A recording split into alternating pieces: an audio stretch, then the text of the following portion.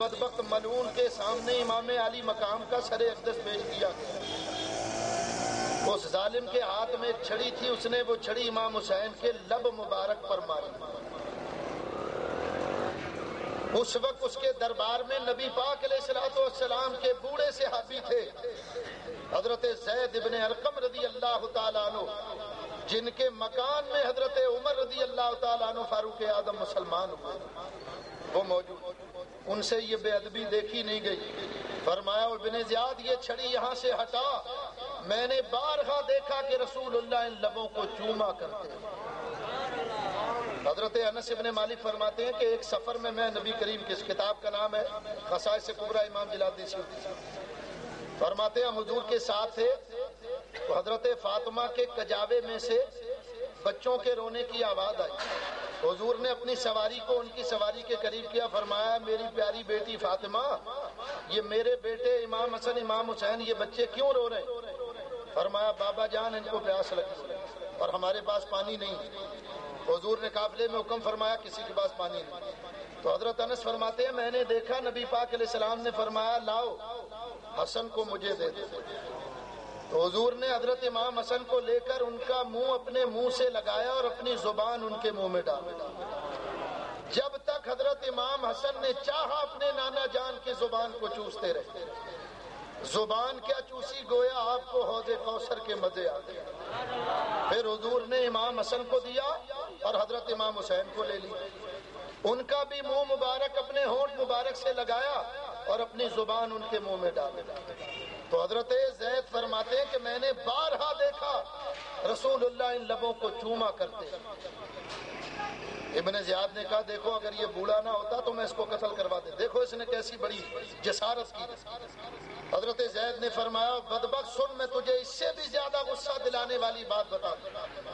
آپ فرماتے ہیں میں نبی پاک علیہ السلام کی بارگاہ میں موجود تھا، میں نے دیکھا حضور نے اپنے ایک زانو پر امام حسن کو بٹھایا، دوسرے پر حضرت امام حسین کو، اور حضور علیہ السلام اللہ کی بارگاہ میں دعا مانگتے ہیں یا اللہ یہ دونوں میرے بیٹے میری امانت ہے، میں ان کو اپنی امت کے پاس بطور امانت چھوڑے جا رہا ہوں۔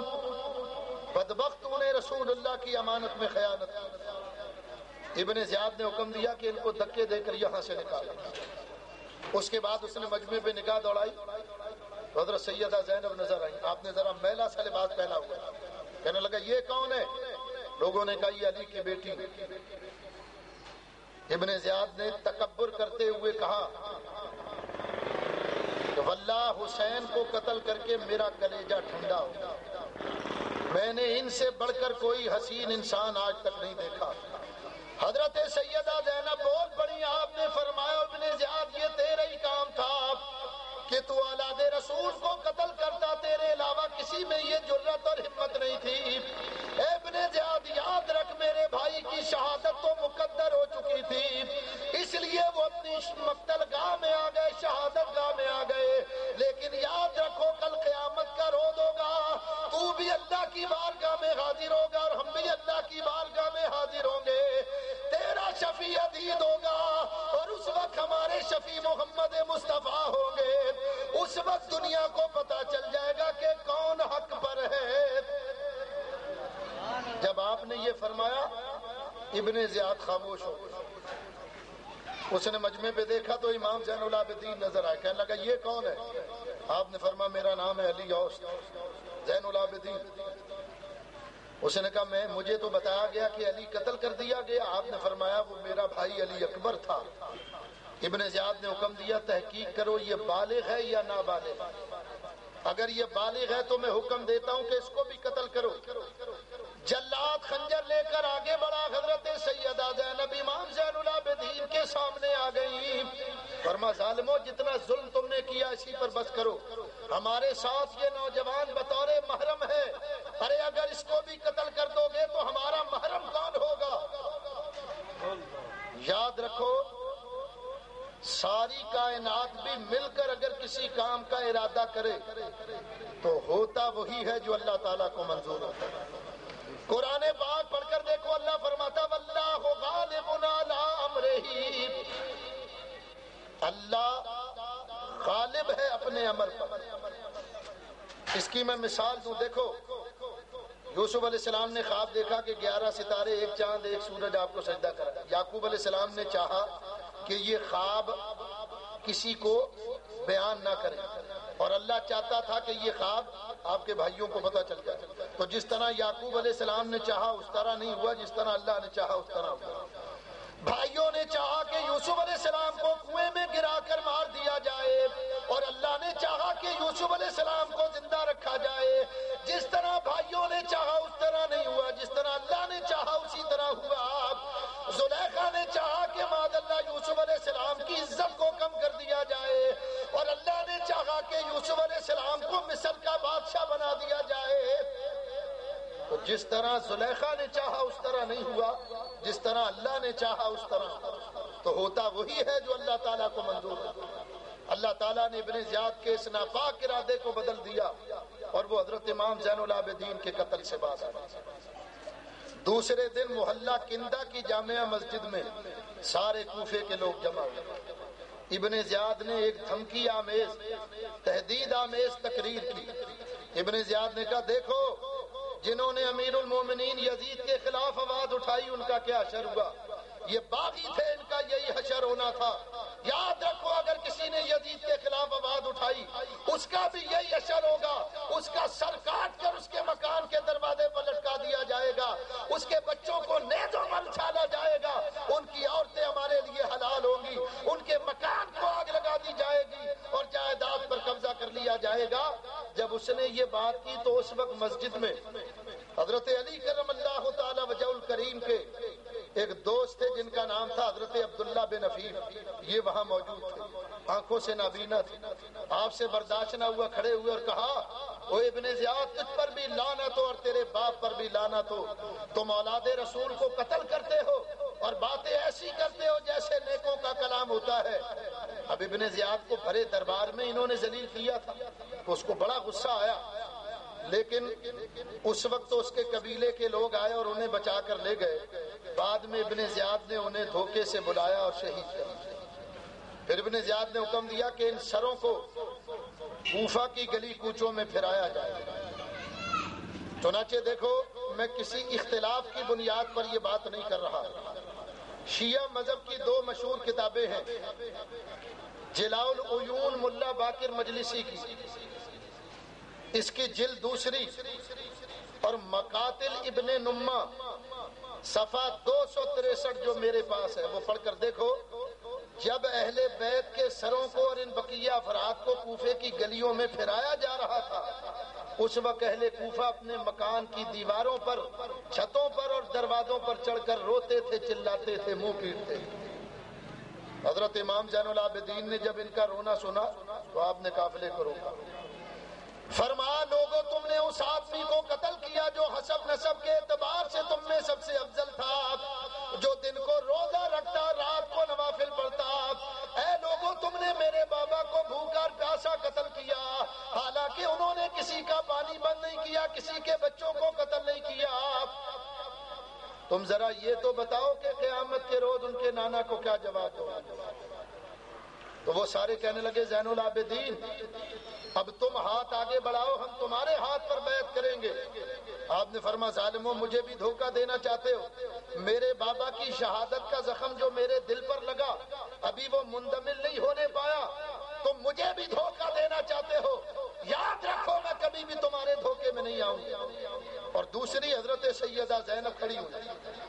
آپ نے فرمایا کہ اہل کوفہ آج تم روتے ہو، ذرا یہ تو بتاؤ کہ میرے بھائی کو خط لکھنے والا کون تھا، جان مال قربان کرنے کا یقین دلانے والا کون تھا، اور جب میرا بھائی تمہارے وعدوں پر اعتماد کر کے یہاں آیا تو اس کو دشمن کے حوالے کرنے والا کون تھا.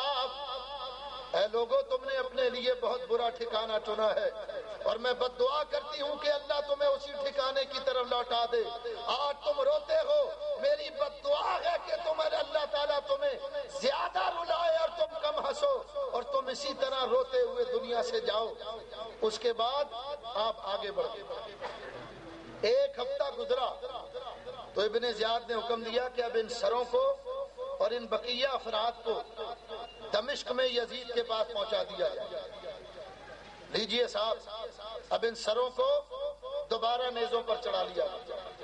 ابن زیاد نے حکم دیا کہ راستے میں اگر کوئی شہر گاؤں آئے تو ذرا چرچا کرتے ہوئے جانا، شورا کرتے ہوئے جانا، تاکہ لوگ حکومت کے خلاف آواز نہ اٹھائیں، بغاوت نہ کریں۔ بہت اچھا، یہ روانہ ہوا۔ چلتے چلتے راستے میں ایک گاؤں آیا، حضرت سیدہ زینب کی ایک کنیز تھی جن کا نام تھا شیریں۔ آپ نے اس کنیز کو کچھ زیورات دیے، فرمایا یہ قریبی گاؤں ہے، جاؤ یہ زیورات وہاں پر بیچ آؤ، اور جو یہ زیورات بیچو اور اس کے بدلے میں کچھ چادریں ہمارے اوڑھنے اور پردہ کرنے کے لیے۔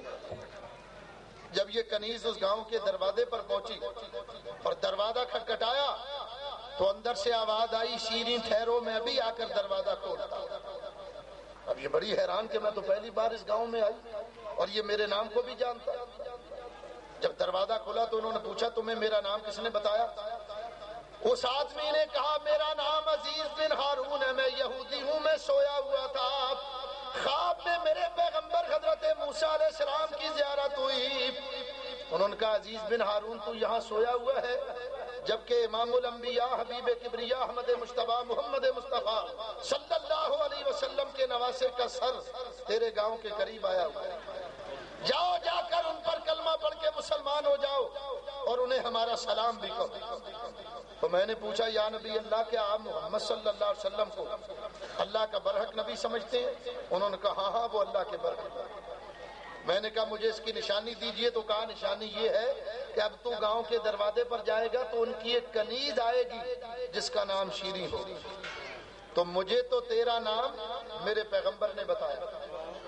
کنیز نے بتایا کہ ہم اس طرح لٹے پٹے آئے ہیں، اس نے کھانا بھی لیا، چادر بھی لی اور لا کر اہل بیت کو بھیجا، اور خود امام علی مقام کے سر اقدس کے پاس آیا، کلمہ پڑھ کر مسلمان ہوا اور سلام کیا، السلام علیکہ یا ابن رسول اللہ صلی اللہ علیہ وسلم، اے رسول اللہ کے بیٹے آپ پر سلام ہو۔ امام علی مقام کے سر اقدس سے جواب آیا، اے عزیز بن ہارون تجھ پر بھی سلام ہو اور تیرے پیغمبر موسیٰ علیہ السلام پر بھی سلام ہو۔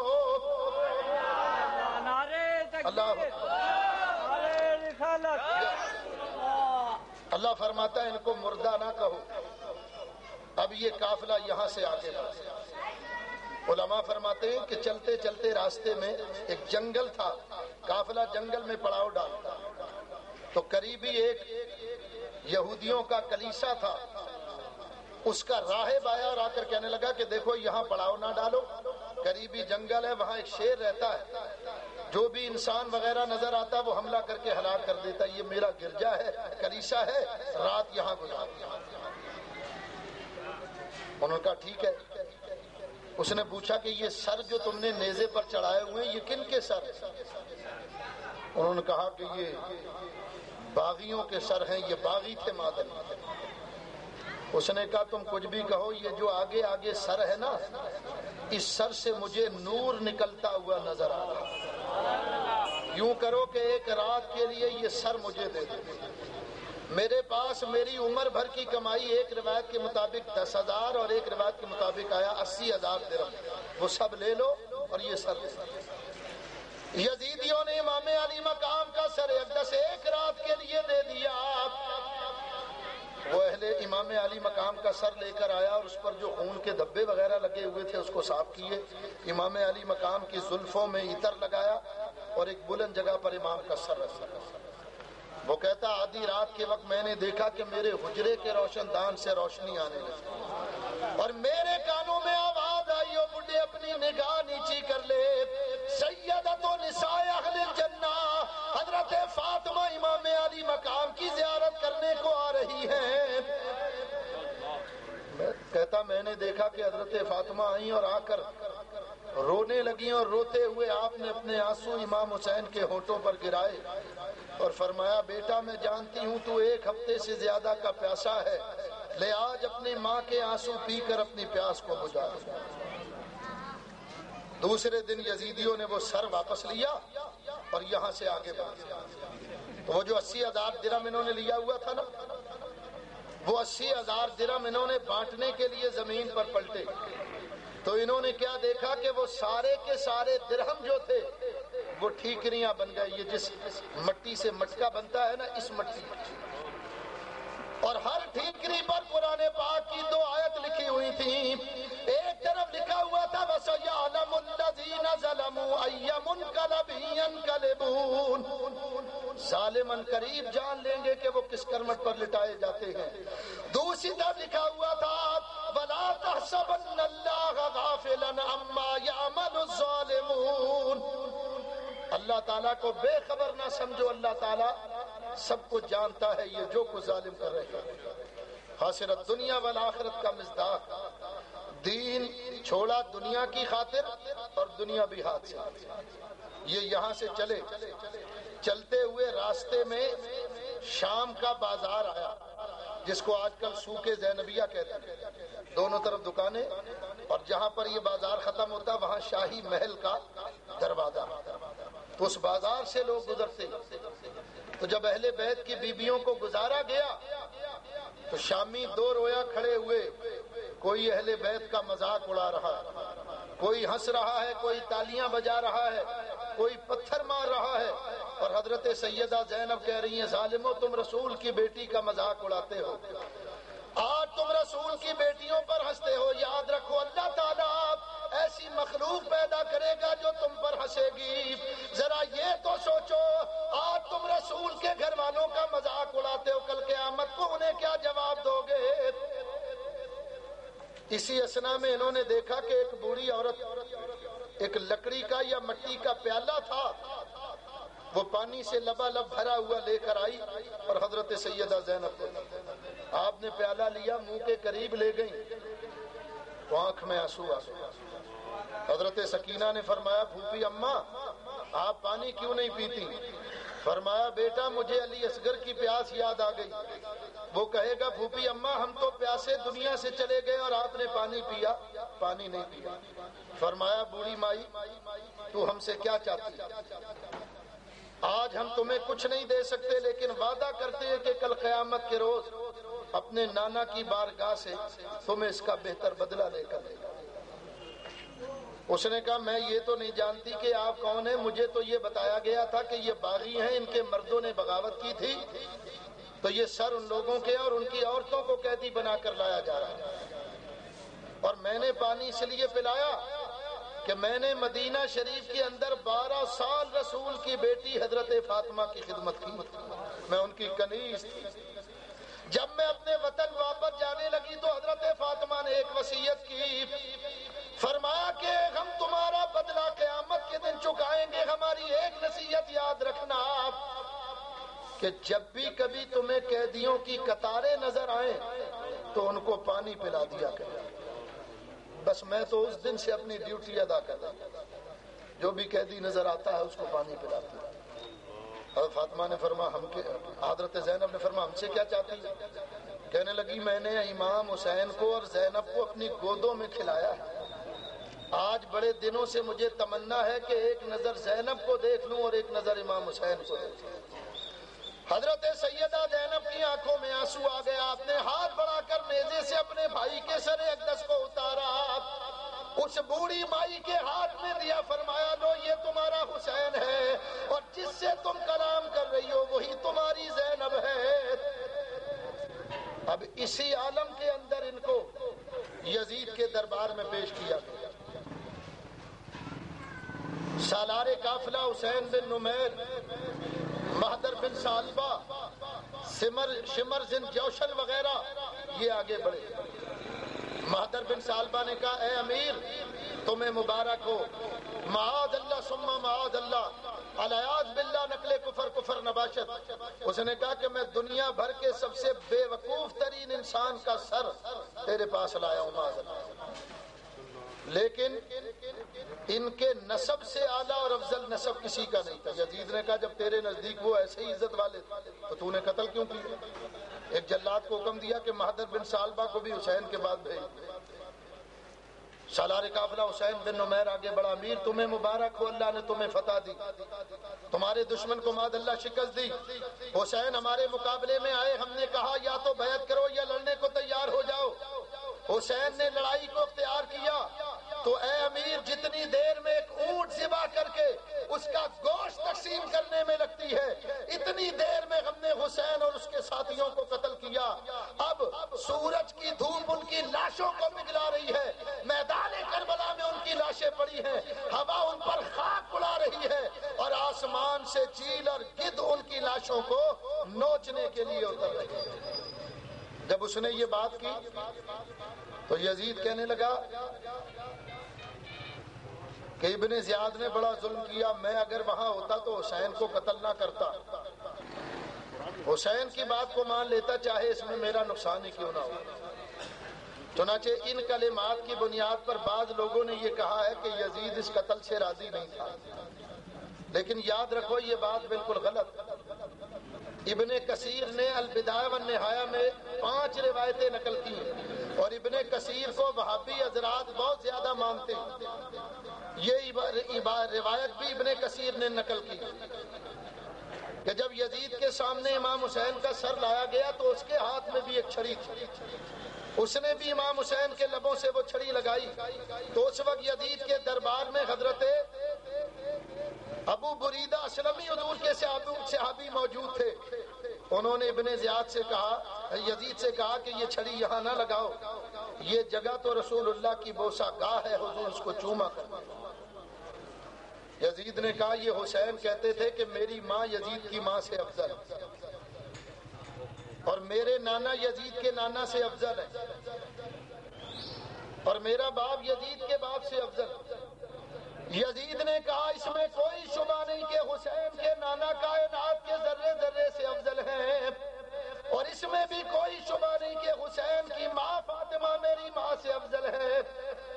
لیکن جہاں تک باپ کا تعلق ہے تو معاذ اللہ حسین کا باپ افضل نہیں, وہ تو میرا باپ افضل. اس لیے کہ جب مقابلہ ہوا تو دنیا نے دیکھا اللہ نے میرے باپ کو فتح عطا